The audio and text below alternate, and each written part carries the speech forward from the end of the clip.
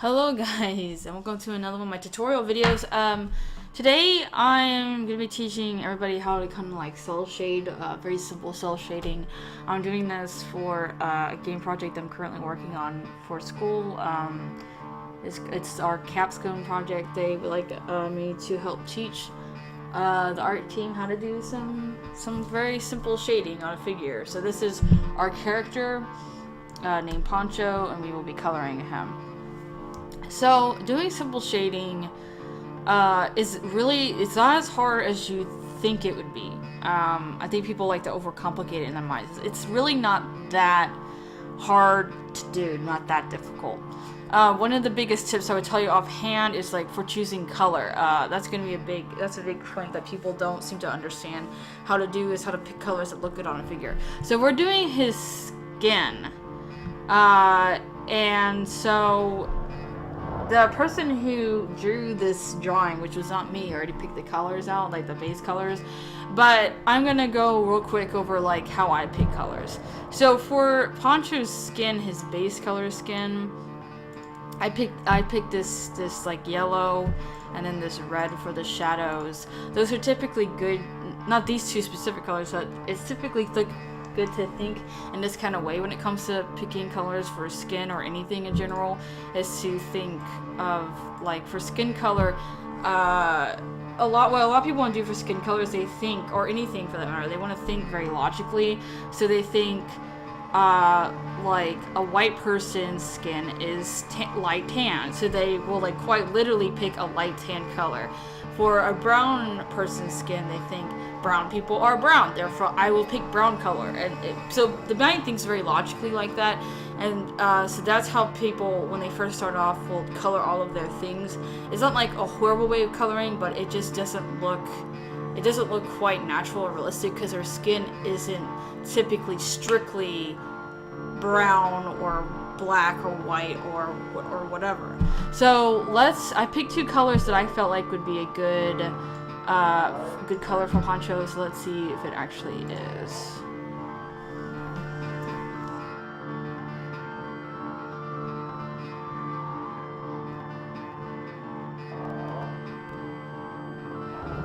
Okay, so I felt like those were pretty good colors. I don't know why it redid it over a sudden. I had it colored, and then suddenly, like when I put F12 to record, it just like erased everything, which is weird. But that's not like a Photoshop thing. I don't know what that was. But okay, so in order to since it undid everything I just colored, let me just go to this model. Okay, so another big problem that people have, except for choosing color for things like skin color and objects and all that, is how to actually shade it, and like how to actually do like lighting and stuff. And so when you have to figure out the shadows of a figure for like simple shading or any shading for that matter, you pick one light source. So for this model, like luckily for this character that I'm doing, Poncho, there's already a 3D model that was already done. So I was able to just put that into 3ds Max, put a light source, and then I instantly knew the shading for a character like this. But a lot of people don't have that luxury. They don't know how to use 3ds Max, or they don't have a model or whatever. So you find one light source, and for this, the light source is like directly in front of him. It's like that way. It's a light source. So you figure out what the light source is, and then you just, from judging for where you want to put the light source, you just figure out where the light hits and where light doesn't hit, and you add shadow. So he's at the front. The light source is at the front. So if I go back here, and I keep that in mind, I have to redo this bit, which is weird. But whatever. So I feel that you can just select. If you have flat colors like this, you can just use the select tool over here, and then you can just uncheck, I never know how to say this word, contiguous, and then you just select it, so it selects all the colors of the same color and makes things look really easy. So for this figure that I'm doing, I just put the shadow color first, and then I have the highlight color, which is the yellow. And then I could just look back on this and go, okay, so the face is generally all like highlighted, so I can just go and get my gradient tool right over here, just go right on the nose and do that, and that's a pretty good setup for like the base color of what I want to do, like the base highlights, the base of the simple shading. Like that's already a pretty good idea of what I want to do. And then I could do another one right here. And I need to go in and add a lot more detail, but this is like a good base for how to color a character like this. And again, to go over color, I picked yellow for his highlight and red for his shadow. It's typically good to pick colors that way for any color that you choose. Like for example, for the jeans, it's like for the jeans you can pick blue. Let's pick an actual good blue, not like a weird blue. But let's say his jean color is like that color. Like that could be the highlight. And then for the shadow, except for just like what a lot of people want to do is they'll go, okay, this is the highlight, this exact shade of blue. Let's just pick it again. No, I can't do that. You didn't 3ds Max. Oh well. They'll think, okay, this is a highlight, so for the shadow, I'll just pick a darker version of that. And that looks really tacky because that's not how like real world lighting works. So what you do is go, okay, this is a light blue. So for shadow, you may want to do like a purple. Like just go to purple, like a bluish purple, and like choose something down here.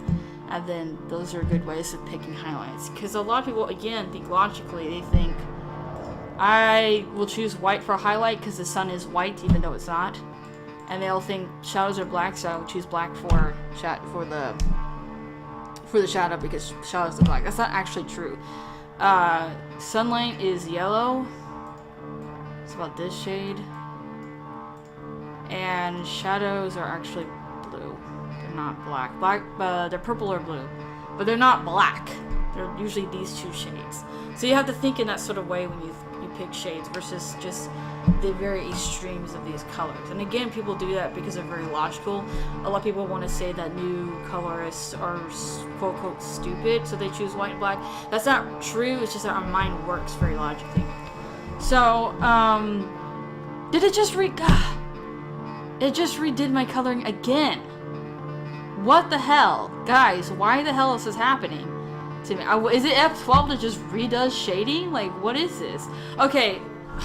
Alright, I'll catch up and I'll add some more just like shading and some more details to the figure, and then I'll show you the end result. Again, I don't know why it's undoing it. I guess that's maybe just like a mode of Photoshop that if you put F12 it redoes all the shading you've just done. But okay, I guess I'll come back to you guys when that is done.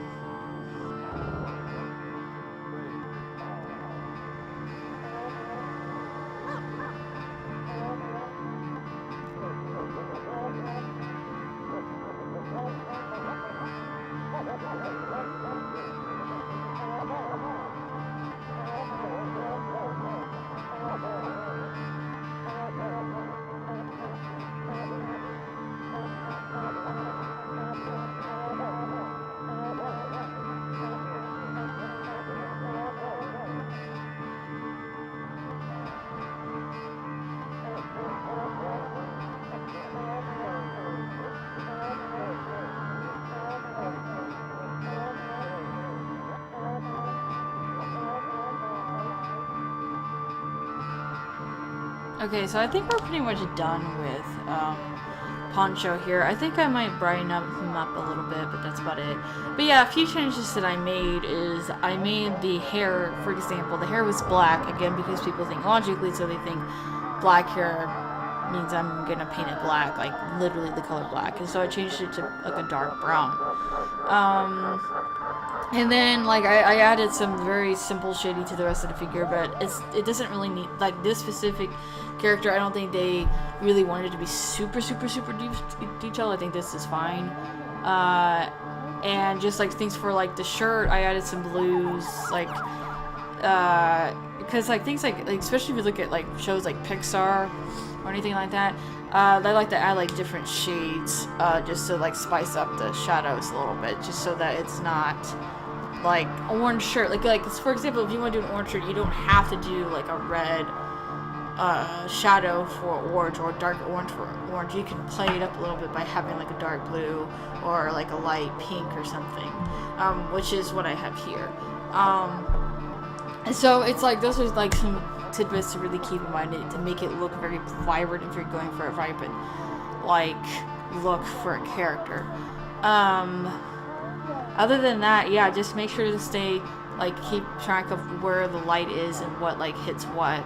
Again, I didn't really use this as reference when I did my coloring because I'm so used to shading like this that I didn't really have to. I kind of know where to put it. But think very simply when it comes to putting down shadows. Think very simply. Like, does the light hit here? If I put a light source in front of them, no. Then shade that area. Like, think very simply versus thinking very complexly. So I think this is it. I think it's gonna be kind of like just a short tidbit of a tutorial. Of course, it would be very different if you did a very highly detailed figure, like a super realistic. That's like that'd be a whole other thing. But yeah, this, you know, for something like this is good enough. Also to keep in mind, always pick reference for your figure, like for coloring. If you're gonna do a person, have plenty of references to people. If you have clothing, have plenty of references for clothing. It will help you figure out how to color, except for trying to do it from your memory. So I think this will be it. I hope this was helpful to you guys, and I'll see you later. Okay, so I think we're pretty much done with